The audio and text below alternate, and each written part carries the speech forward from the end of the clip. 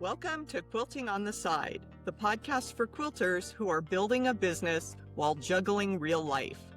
I'm Tori from Hey Tori, a quilter, past pattern designer and teacher, and now a digital marketing coach for quilting entrepreneurs. And I'm Andy from True Blue Quilts, long arm quilter, pattern designer, and quilting instructor. Between the two of us, we've taught workshops, launched programs, joined summits, and stayed up way too late trying to finish one more quilt binding. On this show, we're sharing what's worked and what hasn't in our interviews from incredible guests, everyone from quilting solo business owners to CEOs. So if you're running a quilting or creative business or dreaming about starting one, you'll find real talk, honest strategies, and a whole lot of support here. So grab your notebook, grab your pen, and let's dive into another episode of Quilting on the Side. Welcome back to another episode of Quilting on the Side. Tonight is just me, Tori, and Karlee Porter is our guest tonight. So welcome, Karlee. I'm so excited you're here. Hi, thank you so much for having me. I'm excited. So I'd love to start off with having you introduce yourself and to tell us how you got started quilting. Okay, so my name's Karlee Porter. I live in northern Utah, and I have been an artist all my life, but a quilt-specific artist since 2009. And I got started in quilting actually by learning how to build and assemble and test long arm quilting machines. So kind of weird. It's really unusual. How did you get in with a long arm company? Yeah, so there's just a long arm manufacturing company within the vicinity of where I live. And I was just looking for a full-time job after I got married. And they had an opening in their production team, which is like building the subcomponents for quilting machines. And yeah, I was just looking for a full-time job that had health insurance, and they were hiring. So I did not know what a quilting machine was. Like, I thought I was just building like subcomponents for manufacturing machinery. And yeah, when I went to the job interview, they were like, okay, these are the machines that we need you to like learn how to test and build different parts for. And that was my first experience with a long arm quilting machine, was running it for 25, 30 minutes, making sure all the functions worked and just moving it. So for probably the first 9 months of my job there, I was quilting for 40 hours a week, but it wasn't all the fun, exciting, artistic quilting. It was setting up a machine and running all of the modes and making sure all the buttons worked and making sure that the tension worked properly, and then disassembling it and then sending it to the shipping department. So yeah, so that's kind of like the very Cliff's Notes of how I came into contact with a quilting machine. And as far as being an artist, from a very young age, I was always artistic. And so being able to apply my artistic skills onto fabric with thread was just kind of the natural progression of fabric being my medium for doing art. And so I've been stuck with fabric ever since and enjoying it very much. Have you ever taken up piecing as part of your exploration, or has that mainly been quilting? Yeah, I have done piecing, but for me, piecing has always kind of been like a means to an end to get to the quilting machine. So my piecing skills are very rudimentary. Like this quilt that I'm laying on, this is about the extent of my piecing skills, is like an equilateral foundation paper piece triangle. I've done lots of half square triangles, lots of square 90-degree block type quilts, but yeah, I really fell in love with the free motion quilting portion of the quilt making process. And so that's kind of the lane that I've mostly stayed in for the last 15 years, is just really enjoying the aspect of basically drawing with thread on fabric. So I piece a little bit, but it's always secondary to whatever my plan is for the actual quilting. Yeah, I could see that. Yeah. And I love that. That just makes me think of how many different avenues the quilting industry has. Mhm. Yeah. Yeah, there's really room for everybody, and there's something for everybody. There's so many different styles to cater to people's aesthetic, and then so many different techniques to try that cater to different skill levels, which is really cool. So yeah, it's nice to feel like there's a portion of it that I'm like, this is what I'm really good at. This is what I'm going to stick to. This is my favorite part. So I struggle to get out of the free motion quilting box other than with computerized quilting. But um, yeah, I just feel like even after doing it for 15 years, I just haven't run out of steam. It's just still so fun to me. So, do you want to see what I'm working on right now? Yes. Okay, so I have my phone holder hooked up to my sit down quilting machine, but this is a piece that I'm working on for um my graffiti quilting masterclass, and I'm like about 2/3 of the way done with it. But check that out. I always love the colors you choose. Thanks. Very I'm such a rainbow freak, and it looks kind of blue because I'm using a marking pen, but this okay. is what it'll look like once I wash away all the marking lines. It's kind of a more uh true color to the color scheme that I'm working on. But in my graffiti quilting book, one of the sections has 324 different quilting motifs. And so I'm quilting this quilt to quilt out every single one of them. And then I'm recording the footage so that my students can see the process of it actually being stitched out so they can follow along with it. So it's been a doozy. It's gorgeous. Thank you. So yeah, For those that's of you listening on a podcast platform, go check out our YouTube so you can see some of the detail in what she did because it's gorgeous. so yeah, that's my favorite part is the free motion quilting. Well, how did you get out of being a long arm put together and tester and into more of the artistic side?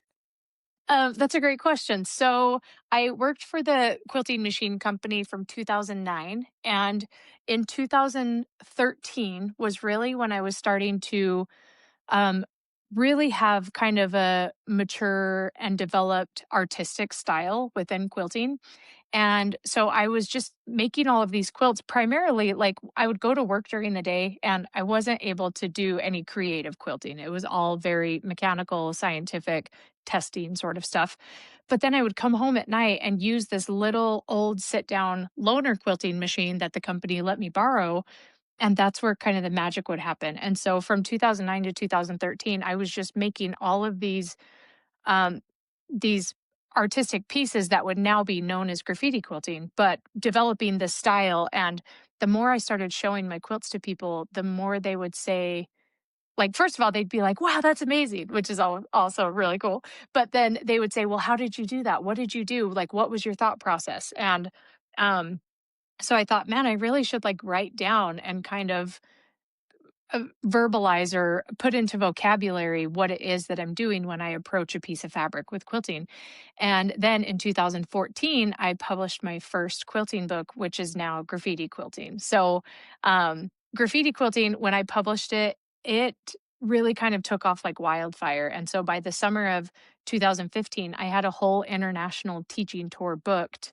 Like I went to Australia and Canada and Europe and across the states to teach graffiti quilting. And so, when I started asking for weeks off at a time at my day job, they were like, that you don't have enough PTO. And I was like, well, okay, then I guess this is where we part ways because, I've really found something that I feel like is my calling in the quilt world and in the artistic world. So yeah, so I put in my notice at the quilting machine company and then spent the whole summer touring, teaching graffiti quilting and yeah, and then I've been freelance ever since. I would love to share a little story with you. So Yeah. during that time, my mom, she's a free motion long arm quilter and she's an award-winning long armer. She loves free motion. She really embraced Kara McTavish, but she loved Mhm. graffiti quilting when you were touring. So I Really? actually she Oh. wanted a quilt to practice on. So I sent her my king size. It was a strip quilt, just a very basic strip quilt with negative space in the middle. And Uh-huh. my bed still has it on right now, our king size bed is full of her graffiti quilting. Oh my gosh, I love that. That's amazing. That's So I so think cool. it's, Thanks like, for telling me awesome. that. Like, every That's time I watch it, oh. I'm just like, "God, this is so beautiful." Like, That's awesome. That makes me so happy. And how special, like a quilt that your mom made, and that's that's awesome. I just wanted to share that with you. But, she was Yeah. in that tour, like you're talking about, that 2015, 2016. That is when Yeah. it started really coming up with her own style, and you're Mhm. one of the people that inspired her to do that. So I just Oh, wanted you to know that. that's awesome. Thank you. Well, that's so great. Tell your mom thank you. I'll let her know. She might listen. I'll tell her to listen. I don't know if she listens to all of them, but I think she listened to a few episodes. Oh, that's wonderful. So you started developing graffiti quilting. Actually, that was one of my questions I wanted to ask you was how did Mhm. people react when they first saw this style? So it was a mixed bag. So I think there was a whole kind of range of reactions that I was getting. I think depending on lots of factors. Like I think that I had a few different experiences where I feel like graffiti quilting kind of disarmed people and kind of showed their biases within quilting that I found really interesting. So when I started quilting in 2009, I was 18 years old. And so, here I was like this young kid just kind of learning how a quilting machine worked and doing it all like behind closed doors, right? Like all of these quilts that I was making prior to the book being written were just like me in my basement apartment making art, right? And then when I started showing people, there was kind of a wide range of different reactions. There were people that were like I kid you not, the first time I went to Houston International Quilt Festival, a woman like I was there like talking about my quilt, and she must have not heard me talking, but when she came up to me, she had like a question about something else, and she said, "Oh, where is your mom?" And I was like, "My mom's in Utah. Where's your mom?" Like she just all she saw was how young I was, right? And that was kind of silly and interesting. And then it was like further in the spectrum of uh quilters saying like, "Oh, that's really cute. Like, oh, you've been quilting for a couple years. I've been quilting longer than you've been alive. So, how cute for you that you're like still learning and practicing." And then it was more like, "Oh, okay, well, like, that's cool for you, but that's I've never seen anything like that before."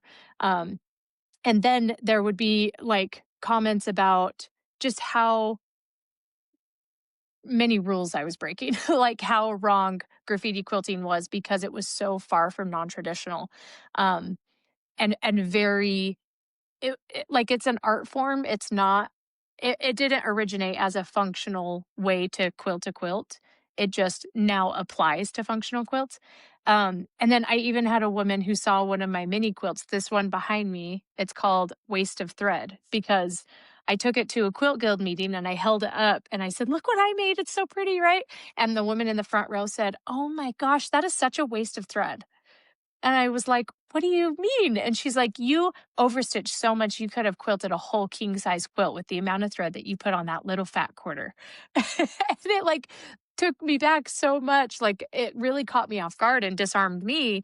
But then it was interesting to see like the perception of like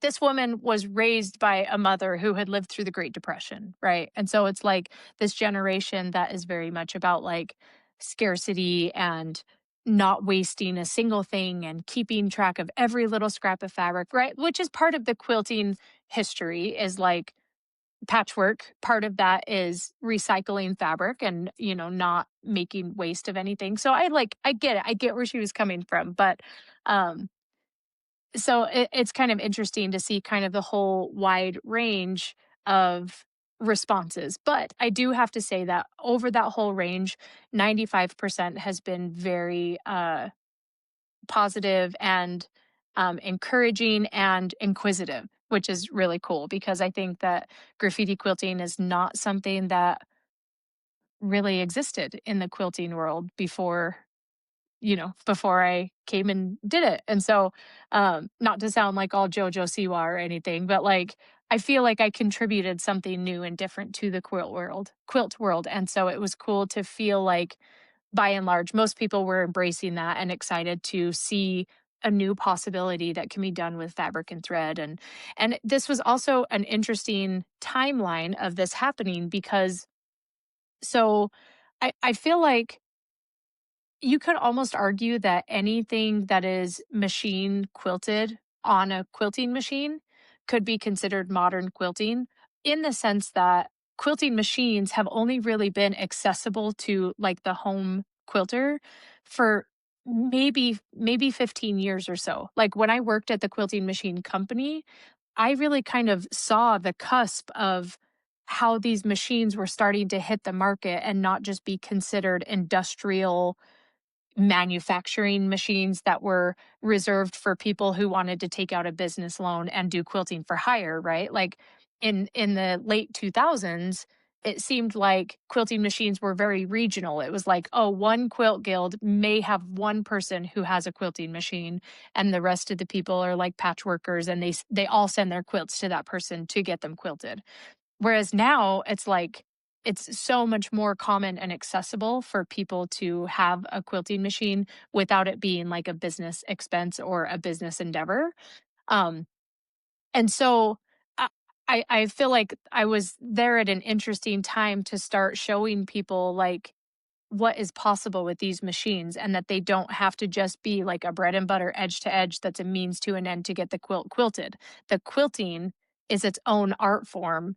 And the more motions and movements that we can learn with this free motion machine, the more art we can apply to our quilts and that we don't always have to just rely on the quilt top or the patchwork to be the art. And yeah, so it's kind of an interesting character arc that I've had over the last 15 years of kind of being right on the cusp of this wave and then also contributing my own kind of flair and style and feeling like I kind of have a little bit of influence over where that wave goes because I have just showed so many possibilities for what someone could do with the machine and that it doesn't have to be what your grandma taught you how to do because your grandma didn't have a quilting machine, right? Like maybe your mom didn't even have one. Maybe you're the first generation quilting machine owner in your family because they're so accessible now and that's only been, a decade and a half that they've really been that accessible. Um so yeah, that's I it's love it. interesting. So Yeah. from my perspective, and it may be I have a unique perspective because my mom was one of those early adopters of Mhm. the because she thought it was Yeah. ridiculous how she had to send. She made like Yeah. my mom's an overachiever. She when she started quilting, she made like 15 tops, one for like each person in the family. And she's like, I need to get these Yeah. quilted. So she tried to send Aw. to Long Armor, and she Mhm. charged her, like $200 a quilt top just to do basic meandering. And she's like, I could do this. Yeah. Yeah. So my mom got a long arm, so I got to see her journey with it, and, I think and again, this might be a unique perspective, but I really think that you were in the forefront of pushing artistry within the quilting world, because there was quilt art, there's always been, I think not Mhm. always been, but it's been around for quite a while, but it Yeah. wasn't Yeah. as known. It wasn't as popular, it wasn't as accessible Mhm. until I started seeing the work like your work, where it was like it was more modern. It was we didn't have to worry about piecing, and I always Yeah. admire it. Like, when I when I met you at, QuiltCon, I was literally fangirling. I was so nervous. I was just like, "Oh my gosh, it's Karlee Porter." Like, I call you by your Oh. first and last name. Like, it was weird to pause and say, Oh, "Hi, Karlee. Thank you for joining," because 'cause I'm like, "Karlee Porter. It's Karlee Porter." you're So, so like sweet. Like, because I seen you as somebody that I can relate to, right? Because I think we're about the same age within like a year. And I feel like we've had similar journeys in the quilting industry where we've learned it. I learned piecing first and then got into free motion quilting, which I have been loving a lot lately. But I Yeah. don't have a lot of access to it. So I get to rent and I get to play and then I get to like watch what you're doing. And speaking of Yeah. which, okay, so I'd like to get into, because like I could talk about, I feel like we can go back and forth all day, but I do Yeah. want to get into how you've built out your product suite. So you Mhm. have so we started or we stopped at your story where you've created graffiti quilting and you're Yeah. starting to get it out there. So what came next? So after I published Graffiti Quilting, the cool thing about that book was I had gone down the path of traditional publishers because I thought, oh, if you are a quilter and you want to make a quilt book, you go to one of the publishers in the quilting industry and do that whole rigmarole, right? And I found out fairly quickly while being in talks with multiple publishers that um, typically within the quilting world, publishing a book was not a financially viable pursuit. Uh, it was a marketing strategy. It was like, multiple publishers said to me, like, oh, yeah, like we'll do a 5,000 print run and you'll get paid, I don't know, about $1 a book. And maybe we'll do a rerun if all 5,000 sell within a certain amount of time and all this stuff. And I, as I'm doing the math in my head, I'm like, wait, like I've poured my heart and soul into this book. All you have to do is hit the print button and you're going to take 95% of my profit? Like, I'm not doing that. And so I went down the self-publishing route, and a lot of things really like kind of fell into place in really cool ways with, that path being kind of put in front of me. But I made enough money in the pre-sale of my first graffiti quilting book that so my threshold for when I knew I could safely quit my full-time job and pursue freelance artistry full-time was when my side hustle paid me more than my day job in a month.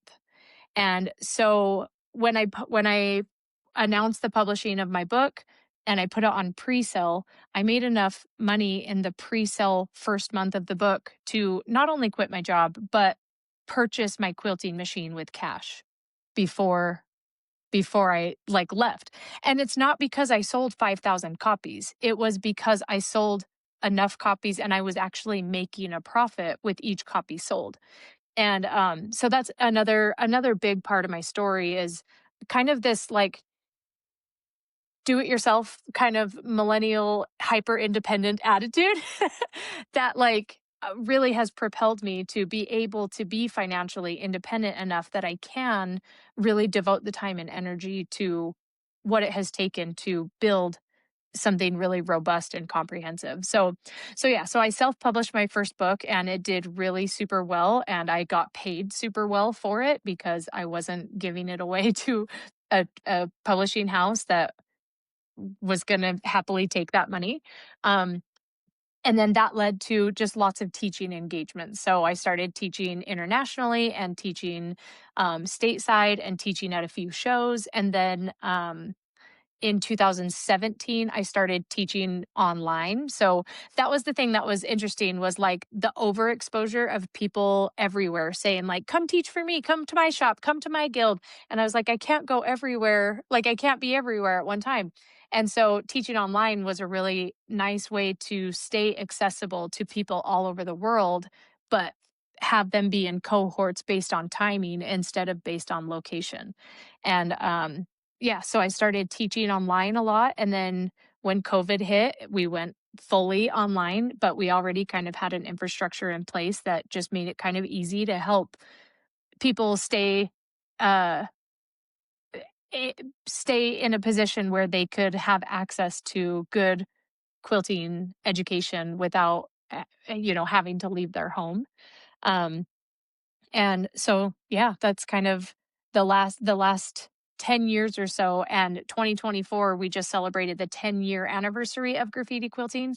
And I republished and revamped and built out the book so much more. So this is the new book, and you can see how thick it is. So for reference, for those of you who can't see this, the original graffiti quilting book is about 85 pages, and this is the textbook for the graffiti quilting course. It's 364 pages. So it is That's massive cool. and so huge. Yeah. Yeah. That's amazing. And what have you just like an overview, what have you added to it?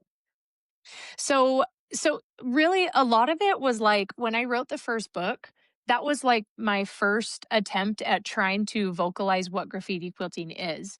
But then between 2014 and 2020, I there were really so many times that while I was teaching in class, I would say, "Okay, actually isn't in the book because I didn't know what I didn't know when I wrote the book, but let me teach you this thing. And so I had continued to build the curriculum. And really, the book is just the manifestation of all of that good educational content. So, like for instance, like I can walk you through what the book covers. So there's 10 chapters in the book. The first chapter talks all about tools and materials, and especially with graffiti quilting because it's such an artistic form of expression. It's not like, okay, quilting cotton and this type of thread and this type of batting. It's like, no, do you want to use fleece? Do you want to use minky? Do you want to use silk? Do you want to use satin? Do you want to use cork? Do you want to use leather? Do you want to use faux leather? Do you want to use, and it's like, so it talks about all the different tools and materials above and beyond what's normal for the quilting world because really we're artists and so we're going to use lots of different materials, not always just, the traditional quilting cotton.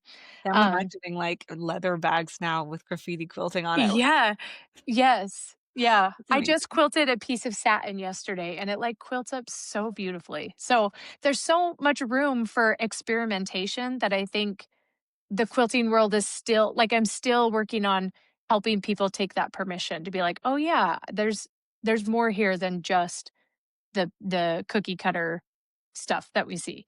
And so then chapter 2 is a free motion quilting boot camp. So I am militant about making sure that my students understand what their quilting machine is doing so that um they know how to tackle the hurdles or the stresses or the troubleshooting of their free motion quilting, because if you're fighting with your machine or if you're fighting with your thread or your tension or the technicality of the quilting, you're never going to be able to get into a place where you're focusing on the artistry and the design and the techniques that your arms are actually doing. So, chapter 2 is this whole big free motion quilting boot camp where we talk about stitch length and tension and um, like how to adjust your bobbin, how to adjust your top thread, how to discern between different thread types and different fabric types and when to use what and where and all of that. So, it's a really good kind of baseline for just understanding what it is that your machine is doing because then you can mindfully give it direction, right? So then part 3 is a kind of a glossary of design principles. So these are things that will apply to any type of free motion quilting. So these are things like um, the design principles that will apply to every single motif that we teach in the class. And then part 4 is all the different motifs and their skeletal structures so you understand them, what they look like all by themselves. I like And that then skeletal structure. yeah. Yeah, so we talk about it in the sense of each design is like a body. So you have the skeleton, and then you have some muscle, and then you have some skin, right? So it's like you build these things up. So we get to know each of those motifs in their very simplest skeletal forms, and then we talk about different ways that we can apply muscle and skin and how that can manifest in quilting. And then part 5 is this quilt that I showed you that I'm holding up right now. It's a super robust, extensive combination calculator, essentially. Um, so like there's just a layout for each motif and then 18 different combinations based on that motif. So it's like feather plumes with ribbon candy, feather plumes with contour lines, feather plumes with arrows, feather plumes with loops, feather plumes with triangles. And then with each page, that layout, the base design changes, and so it's like if you were to combine 2 of the different motifs in any combination, what could that look like? So there's 324 different motif combinations, and it's just one for each because you can combine 2 designs in different ways, right? So it's kind of infinite, but I give you a good baseline of 300 plus to start with. So so that's part 5, and then part 6 is a challenge, like it's called the brainstorming challenge, which is what helps my students kind of start to figure out how they can pair motifs together. Because with graffiti quilting, you don't plan any of the motifs out beforehand. You do it one step at a time, and you don't decide what you're going to quilt until you're in the spot. And so So part 6 kind of breaks that down. Part 7 is like what to do when you hit roadblocks. So sometimes when you're adding motifs, you might have awkward spaces or little gaps that you're not sure how to address them. So we do a comprehensive lesson and a lecture and a demonstration on um, what to do when you see those roadblocks that kind of can get you stuck. And then part 8 talks all about like the compositional structure of your overall quilt. So instead of focusing on every little motif, you start to focus on like what is your end goal and you start to visualize what that is. And then part 9 is a collection of 30 different free motion fillers. So sometimes there are parts of your graffiti quilting where you just need to fill in a space with a repeatable design. So there's 30 different ones that you can do. And then part 10 is like the last 15 years of all the graffiti quilting quilts I've ever made. And it's a trunk show. So the thing that's so cool about this book, too, is like that's all the 364 pages. But throughout the entire book, I've also embedded QR codes. So basically every page that you see in the book, there's a QR code that will link to additional content, most of which is videos. So it's like not only do you see what's written on the page, not only do you see the illustrations, but when you scan the QR code, it'll take you to a video of how to draw the illustration, how to quilt it on a sit down, how to quilt it on a stand up, or there will be extra lectures and demonstrations and videos that are all just organized in this like beautiful book that's so pretty you could put it on your coffee table. It really, really is. I got to flip through it at QuiltCon, and it was just gorgeous. I'm like, "Can I buy Thanks. the book?" But I love how you've done this offer. I love it because not only have you taken a idea and an artistry that you developed 10 years ago, you've added so much to it Mhm, and made it a comprehensible um, course that mhm. they can work through. I think it's brilliant, and I love that how Thank you. deep you went with it. Because Mhm, there's so many creatives that we talk to on the podcast and with my clients in the DMMC, and they want to try to do like everything, and mhm, they don't take the time to think about how can I go deeper with mhm. my one thing that I'm really enjoying. And I think Yeah. that is a beautiful example of how you can do that. Oh, thank And you. I also at Quilcon. So one thing I wanted to talk to you about was how did you figure out or how did you develop, and this might have been just like kind of a natural progression, but you had an array of different products that you could Mhm. purchase at the table. So how did you come about figuring that out? It was I mean, honestly, all of the, like, tangible products were just kind of, like, afterthoughts to things that all have to do with the class. So, when someone signs up for my graffiti quilting course, not only do they get a copy of the textbook, but they get a welcome package with tons of gifts, like, things that are like, even though we're online together and we don't ever get to see each other in person, I want you to know how much I love you. And so, I do like a welcome package that includes like a copy of the coloring book and some postcards and some homemade caramels and some stickers and some, iron on decals and some uh just graffiti quilting themed stuff. And so, really, my booth was showcasing all of the gifts that you get when you sign up for the class. And then people just wanted to buy one off sometimes as well. Or they were students of my class that are like, oh, I want this sticker, or I want this decal, or I want this iron on. Um, but the fun thing about QuiltCon was I had just opened registration for my 2025 class that week.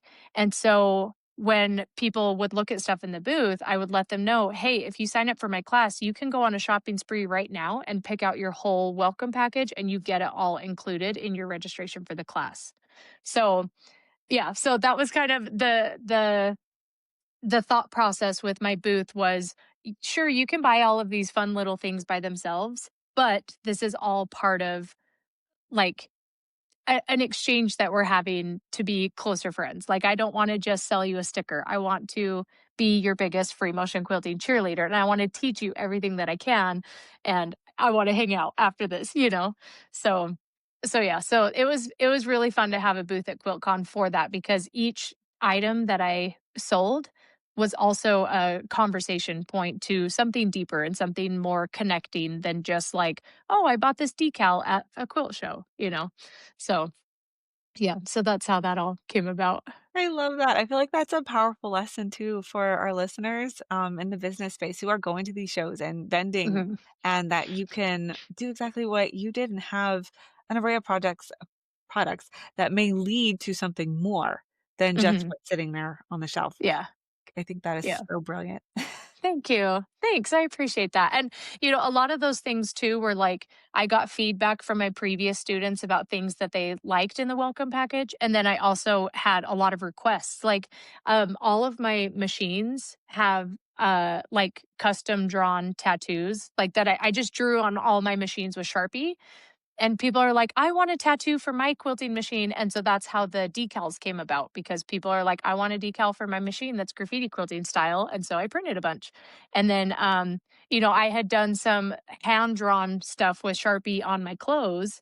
And people are like, I want graffiti clothes. And I'm like, okay, well, here's some iron on transfers. So it's all kind of stuff that just led to, I don't know, like fun little tchotchkes, but it all tied back to my aesthetic as an artist and graffiti quilting and what that's all about. And then also like encouraging people, if you like this style, not only can you have the products that I've made, but you can learn how to do this and you can come up with your own signature style of graffiti quilting, which is also really cool and unique. And like, it blows my mind still to think how cool that is, that graffiti quilting is free motion. Like, the quilt on your bed, that's not my quilting, that's your mom's quilting. Like, that's your mom's flavor of graffiti quilting, and that is so special and sentimental. And so, my goal is to not to teach people how to quilt like me, it's to teach people how to figure out how they quilt, so that they can develop their own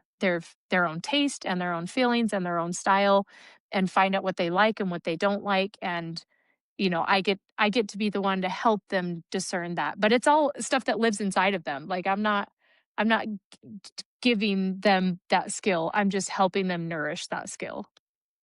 I had a teacher one time mention that one thing that we're really teaching is mindset. And I feel that Mhm. with free motion quilting.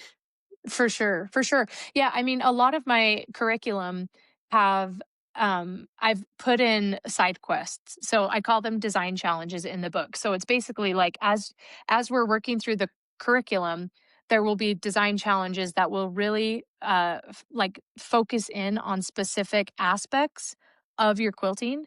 And some of them really are mindset. Like, there's a design challenge that's like, sometimes we get so wrapped up in what our quilt looks like, we forget to enjoy it. So your challenge is to go on a picnic, take your favorite quilt, eat food on it, and then write in your journal how it felt. Like, think about what your quilt is actually doing besides functioning as a quilt, right? And so, yeah, I love that too, to kind of round out the mindset of like, why do we quilt? It's not how do you quilt only, it's also, why are we even doing this? I really love that. Just I want to like sit and process everything, but I know we gotta keep talking. So let's get a little more technical about your business. Okay. Do you have any help or is it just like a one woman show? It's I would say it's mostly a one woman show, but I only continue to be as on as I am because I have good support behind me. But like, no full time situation. Like, I'm the only full time person here. My husband is a computer genius. So honestly, the only reason he's not full time is because he's so good at it that he can optimize what he does. He's a software engineer full time for like a legit boss, and then he's my un, unpaid employee, or he's paid in different ways. But so my husband is my business partner. I would say that he definitely is. He's probably pulling 30% of the weight of the business, of just managing the finances, because not because I don't not because I can't do it. I just don't want to. Like, it's not like a weird, like, he wears the pants and the purse string sort of thing. It's like, thank you for managing the budget so I don't have to think about it. And then he manages the website and makes sure that things are running smoothly. And then when I stream my live class sessions, he's behind the camera. I have 5 different camera angles that I use when I'm teaching. So I have one on my quilting machine, my iPad, my front facing camera, my overhead camera, and then my sit down quilting machine. So I have all these different camera angles. So while I'm teaching, he will like be switching camera angles and um like pulling up comments. If people have questions, he'll point them out, and he kind of keeps the behind the scenes going. Um, and then I've had friends that have kind of helped out here and there. Like if I have a huge order of welcome packages to send out for class, sometimes I'll have friends come in and help me, stuff packages and stuff like that. But yeah, for the most part, it's kind of me just tried to keep up. Right, I feel that. I totally feel Yeah, that. yeah. I listened to your, interview with Sam Hunter, and I Mm-hmm. loved it, first of all. I thought it was a Thank great you. interview. You 2 together was just wonderful to listen to, and Thanks. I wanted to get your thoughts on how we can, because our industry is mostly older women. So do you have any ideas, or have you found a way to possibly reach our generation a little bit more? Like, how do we grow this industry with the new generations coming up? And you don't have to have an answer to this, but I was curious with your style. I feel like it appeals more to our generation, and I was curious Mhm. if you had any thoughts on it. Um, yeah, I think open-mindedness is a big thing, and I think that we are fortunate to be in a generation that I feel like there is a decent, uh, level of open-mindedness that's kinda baked into millennials. Um, and it's kind of funny because this just reminds me of of a story. I got a really mean DM on Instagram, like, a month ago, uh, that someone, like, kind of I had posted something on my story, and this lady didn't like it, and so she said something like, "Speak for yourself," and I was like, "Sorry if my story felt like like a personal attack on you. Like, you're welcome to unfollow me." Like, I'm in that phase of my life, I'm in that era that's like, "I don't know if you know this, but you don't have to follow me." Like, I'm just so much more unbothered than I used to be with mean DMs. Um, and she said something to me that was like, you talk about the quilt police, like the imaginary quilt police, like someone's banging down your door telling you what you can't do. And that's just not real. And you just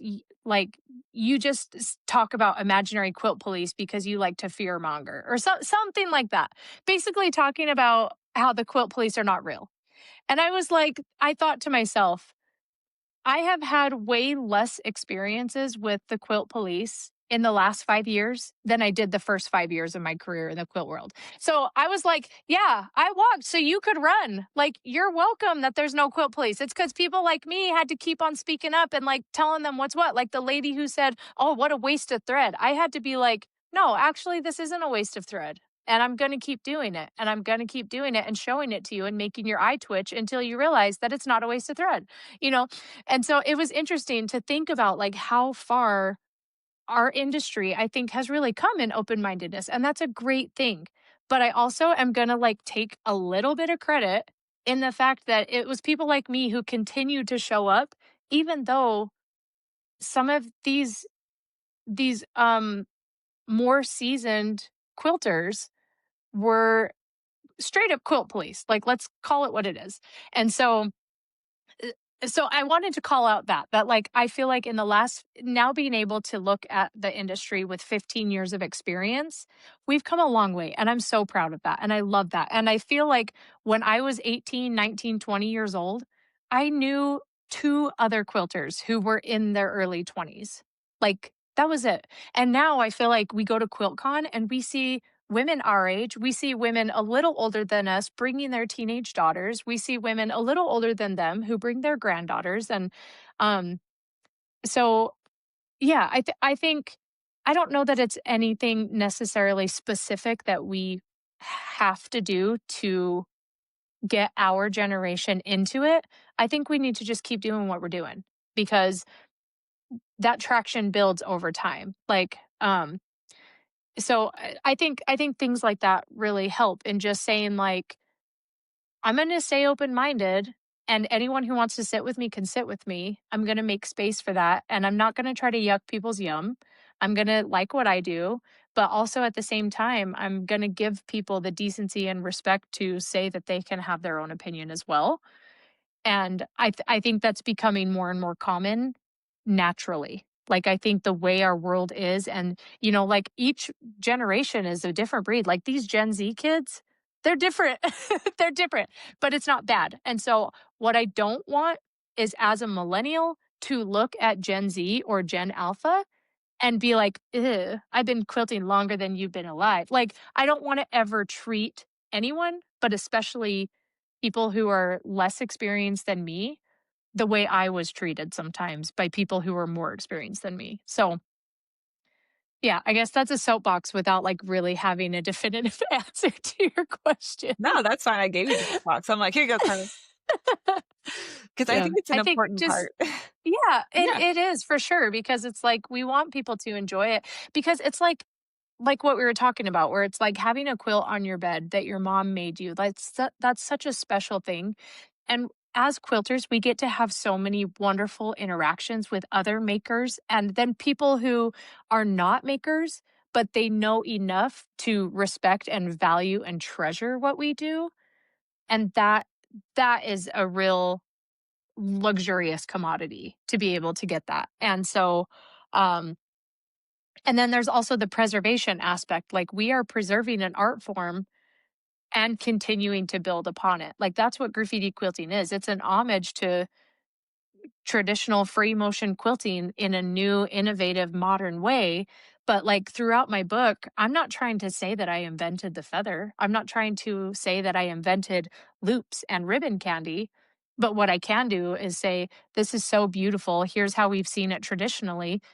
Now, if your mind is open, you could also see it in this way, but you get to choose and you get to pick and you get to decide, and it's your quilt. So I think open-mindedness is a big thing that really goes a long way. Being willing to hear someone else's story, or being willing to hear it and disagree but still respect the person, and, like, move on with your life and unfollow if you want. I love the fact that you were talking about, well, it sorry, I have like 3 thoughts at once. Um, I think leading with positivity is gonna be a really great force. Mhm. So celebrating each other, sharing each other's work, and sharing the work that others that inspire us. I feel like that is a Mhm. great way to keep moving forward and keep that in mind and quiet the quilt police. If we're busy celebrating each other, then the quilt police Mhm. don't really have much to say. Right. Right. Right.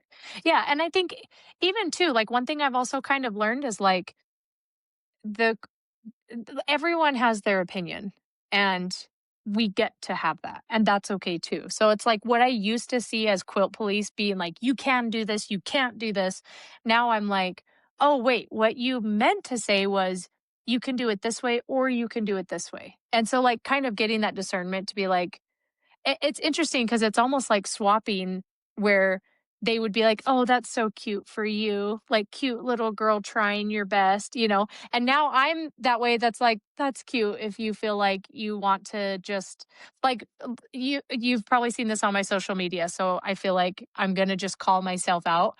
I absolutely have a bias against stippling and meandering. So, like, that's where I think I'm like, "Oh, that's cute if you wanna stipple, but I would never." Like, so we all have our biases, we all have our opinions, and that's okay too. And so, kind of learning to swallow that as well and replace it with compassion. I have also learned how to do that, and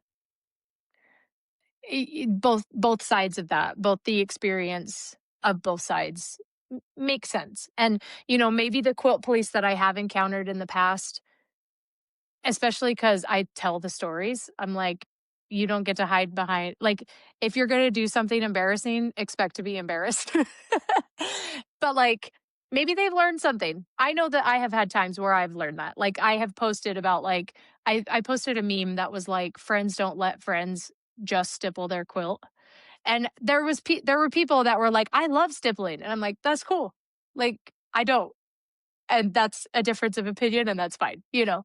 So, So, yeah, yeah. I love, meander and stippling, and that would have made me laugh so hard. Oh, Like, good. I would love to break out of that Yeah, yeah. because it That is and that's, like, the point that I make, because I teach free motion quilting, is, like, I think my bias is, if you want to stipple and you know how to quilt a ton of other designs and you go back to stippling because of your preference, awesome. What I don't like is like when someone spends so much time on a quilt top, they pour their heart and soul into it and then they don't know any other way to quilt it. To me, that's like such a sad missed opportunity. Like there's so much more than meandering and stippling. So if you can, like, there's multiple quilts that you make. So maybe just don't stipple all of them, you know?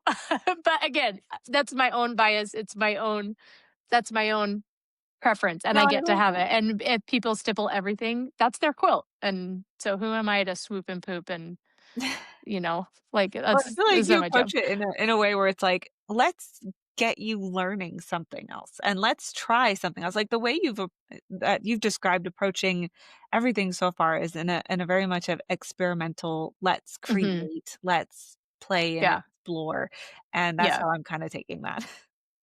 I Oh, hope it good. was easier. Good. Yeah. I hope that that judgment didn't come across.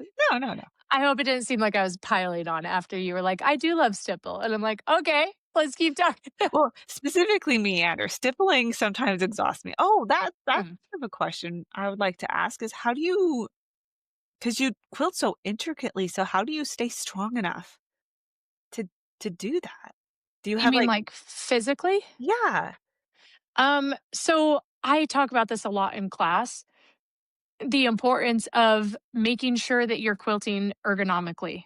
So a big part of when people have injuries from quilting, I wouldn't say all of it. Like sometimes you're doing everything right and you still have injuries or fatigue or anything. Like I'm not trying to blame people's injuries on this, but for me, I have found my own experience when I have bad posture, when my table is too low, when my table is too high, when I have the wrong chair, when I am so tensed and clenched up that I'm like, oh yeah, like, the song I like to sing when I quilt is, "If you're happy and you know it, unclench your jaw," because that's where I hold so much tension. I feel like I hold it in my jaw and the top of my neck, and I'll just notice like, "Oh my gosh, wow, I have some extra vertebrae that have been hiding because I've been so hunched over."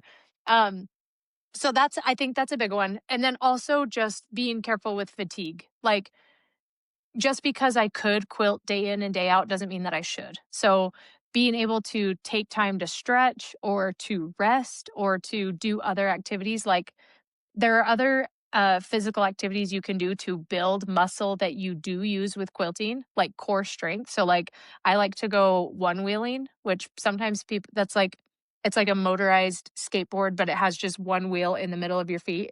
That's why it's called a one wheel. And people think you're just standing on this board, but you're doing micro movements that engage your core while you're doing it. So like that helps with my core strength. I like to go kayaking, so there's my upper body. I love riding my bike, so there's my lower body. I love playing volleyball, so there's like my agility when I'm quilting. So I think finding other physical activities that are not quilting can also be helpful as well, just so that you're taking care of yourself as a whole, not just as a quilter, but just as a human who has extremities that need care. definitely. I realized I was muted. So Well, Carly, we talked about so many things, there's so many things I could still ask you. We might invite you back, but, okay. Yeah, and have the anytime chance you not want to to again. chat, you as you can see, I can talk and talk and talk. So Like, I've really yeah. enjoyed the conversation, but I'd like to get to our rapid fire questions. Okay, I let's have a do it. few more for you. So Okay. and these can be as long as you want, so they don't have to be like very, but the first question is what color do you struggle to include in your quilts? So I have two answers. If I had to pick one single color, I would say my least favorite color in general is orange. That doesn't always necessarily translate to not using it, but if I had to choose a least favorite color, it would be orange. So I would say, like, I wouldn't typically choose fabrics that have orange as a main part. But really, my bigger struggle is colors that are not in rainbow order. So, like, if I love the quilt behind you, like the rainbow order, I keep looking at it. It's I don't have, like, diagnosed OCD, but I would say this is the thing that comes closest when things are not in rainbow order, or, like, when someone tries to do a rainbow, but they swap, like, the green and the blue, I can't. Like, I eat my gummy bears in rainbow order. I eat my Skittles in rainbow order. I eat my M&Ms in rainbow order. Like, when I make a salad, I try to have every color of the rainbow in my salad. Like, maybe I do have undiagnosed OCD. I Well, don't it is know. very 'Cause healthy. yeah, my salads are healthy, but my brain may be struggling. So, but yeah, so I'm definitely a rainbow file. If I can default to a rainbow or some section of the rainbow, I that's I struggle to use bright colors that are not in rainbow order. That's really interesting. Yeah. Okay. So I think I know the answer to this one, but the second one is yardage or pre-cuts? Oh, probably yardage, just because I can cut off a piece and take it straight to my quilting machine as a whole cloth quilt. So, yeah, I did go through a phase where I was like a fat quarter queen, where as I was buying fabric and building my stash, I would just pick out fat quarters that I loved. And but the downfall with that for me was I would struggle to ever cut into them because it was like, here's my little piece of fabric that like I'm too scared to do anything with.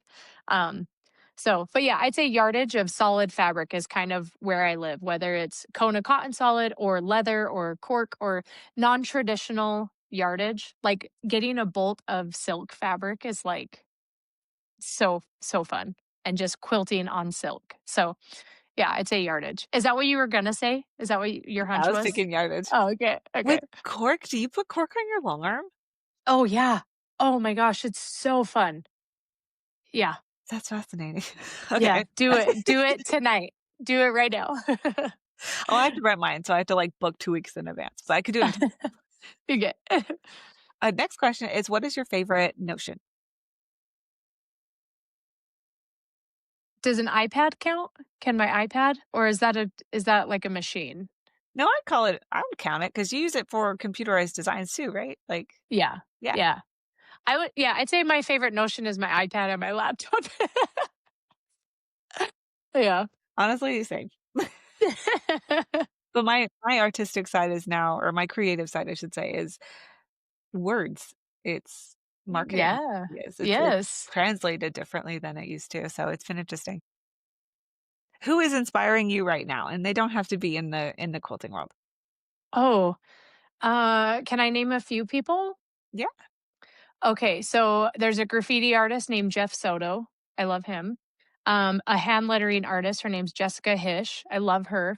Probably one of my all-time most inspiring artists. His name is James Jean. He has just you'll have to Google these people because instead of me trying to explain why they're so amazing, when you see their work, you'll get it. But James Jean is another one, and then I would say a timeless one that like an artist from history that I have continuously fallen in love with is Alphonse Mucha. He's like an Art Nouveau graphic designer from the early 1900s. So, yeah, he's another one that's super inspiring. And then I would say, like, outside of visual art, I've been listening to a lot of rap lately.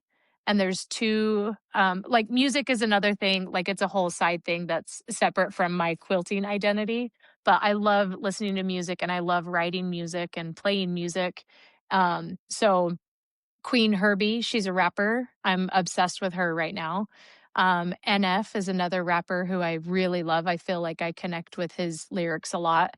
And Charlie Puth, who is just like a genius, a musical genius. And he's so generous. Like his Instagram account, he's like Professor Puth, let's talk about music and talks about like technicality. So yeah, those are some of the and then the last thing I will say, I'm also um very much, especially lately, and especially coming off of it being Indigenous National Indigenous Day. Um, is that now it's like escaping my mind? People's Indigenous Day?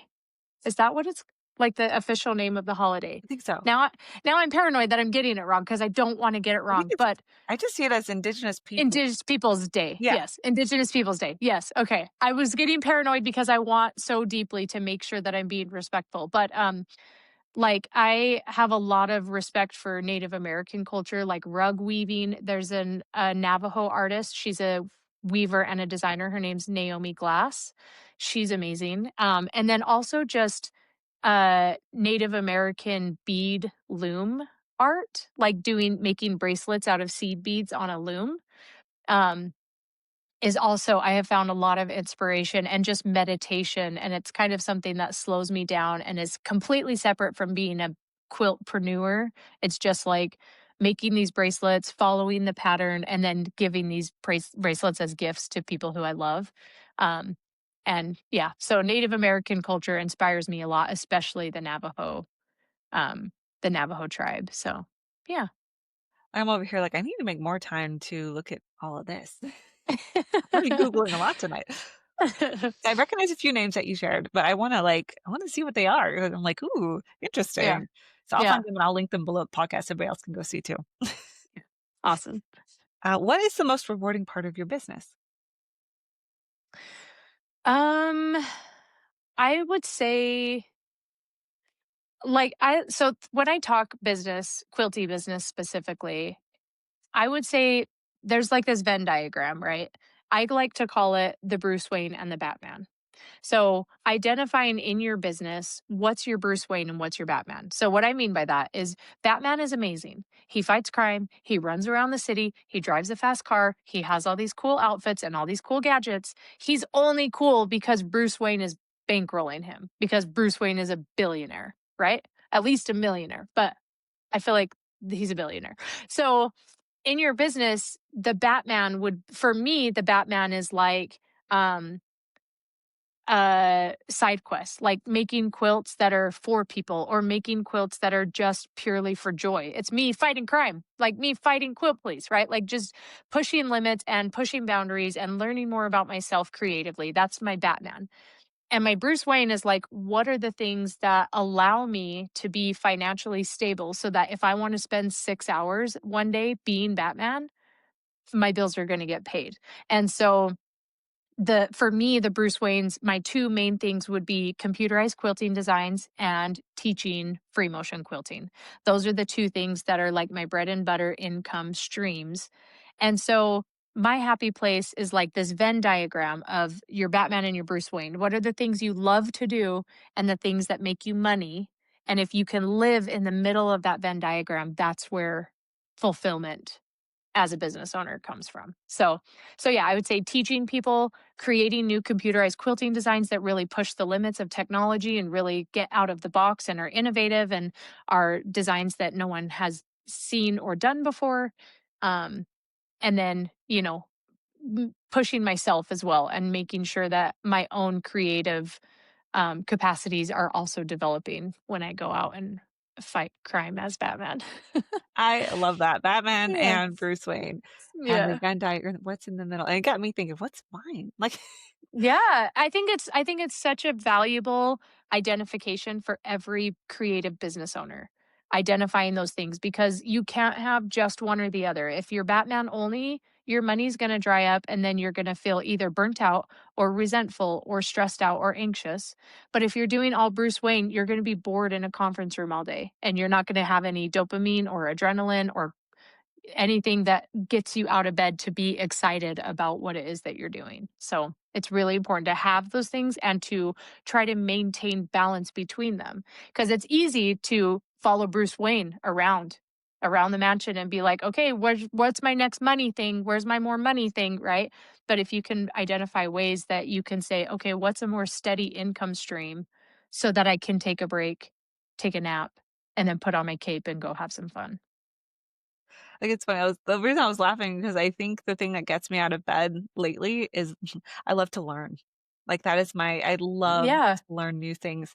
And right now I've been diving into more of like AI and SEO and Mhm, PEO. mhm. And so like thinking about the thing that lights me up right now is like really nerdy.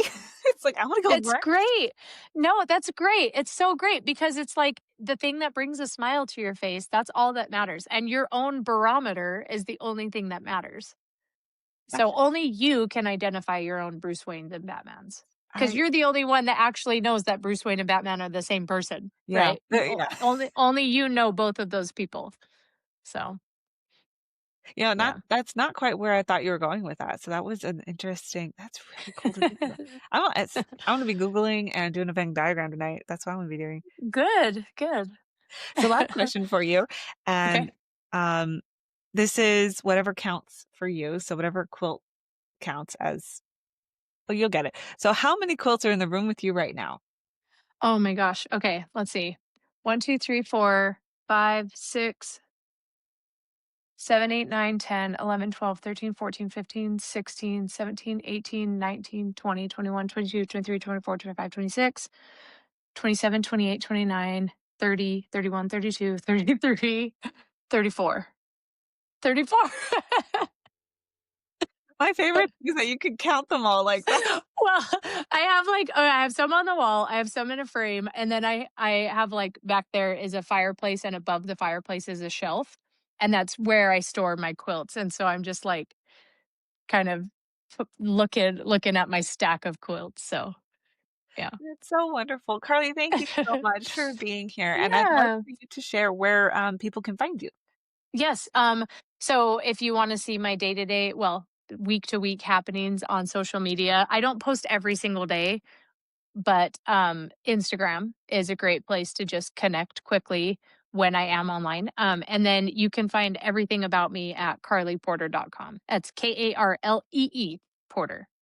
No relation to Fonz and Porter, no relation to Chelsea Porter, although they are people that I like and admire. I'll just say that one rumor that I heard about myself was someone said, "Oh, the only reason Karlee Porter is even successful is because she's a porter from Fonz and Porter. Ever heard of them?" And I was like, "Okay, first of all, I married into this family. It's not the same Porters. Like, grow up, okay?" So, for the record, I'm self-made, okay? I'm self-made. For the record, it is on the record. Yeah. Thank you so much, Karlee. Yeah. Yeah, thanks for having me. I've had so much fun chatting with you.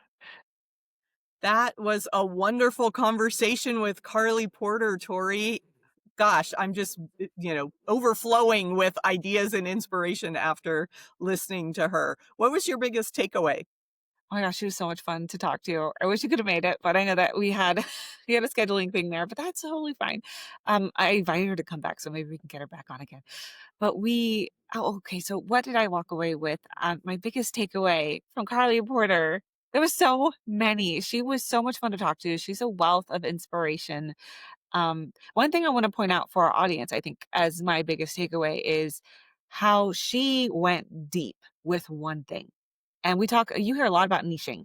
And I think that Karlee Porter did that very well, where she chose something she loved to do, free motion quilting. She just did what she loved, realized she had something there, and then started a book, started teaching, and then she went deeper into products. She went deeper into the course, and then she was able to tour and like go deep into this one thing and really niche down and make it her entire business. And the way that she went about it's so inspiring to me because I'm someone who I I don't share.